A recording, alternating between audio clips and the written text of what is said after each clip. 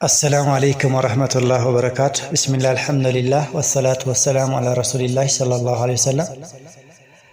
إن شاء الله زاري سمنتنياو ملكتين سكتل እዚህ ሶሻል ሚዲያ ላይ በተለይም ቲክቶክ ላይ እየተስተዋለ ካሉ ፈሳዶች መካከል እጅግ በጣም በስቶ የተመለከትኩትን ተው አላህን እንፍራ አኺራ አለብን ለማለት እወዳለሁ።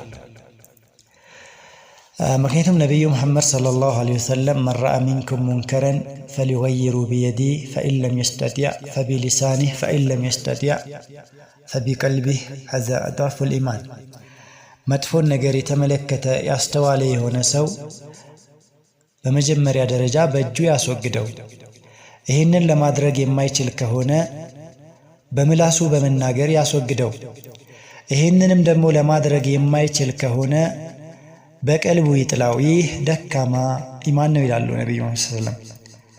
ይህ ሶሻል ሚዲያ በተለይ ቲክቶክ ብዙ ፈሳዶች የሚሰራጩበት ከመሆኑ አንፃር የሙስሊም ሐል ሊሆን የሚገባው በመልካም ማዘዝ ከመጥፎ መከልከል ነው። አላህ እኔን በዚህ ሁኔታ ላይ ከሚሆኑ እንዲያደርገኝ ዱዓ አድርጉልኝ እያልኩኝ ወደ ምክሬ ሳልፍ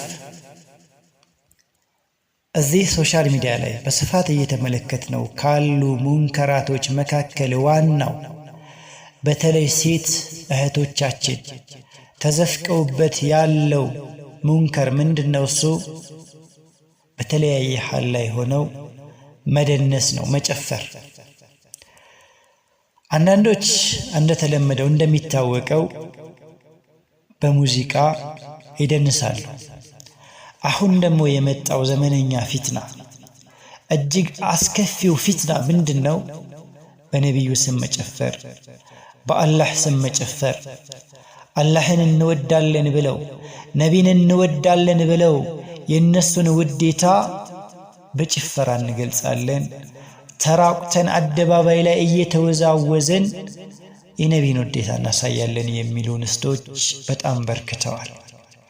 ይህ የነብዩ መሐመድ ሰለላሁ ዐለይሂ ወሰለም ውዴታ መገለጫ አይደለም። የአላህን ውዴታ በዳንስ ልንገልጸው ፈጽሞ አይቻልም። በሙዚቃ ልንገልጸው ፈጽሞ ማስረጃ የለንም። ተው አላህን ፍሩ ለማለት እወዳለሁ። አላሁ ዐዘ ወጀል የሱን መውደድ መገለጫውን ሲነግረን ምንድነው ያለው?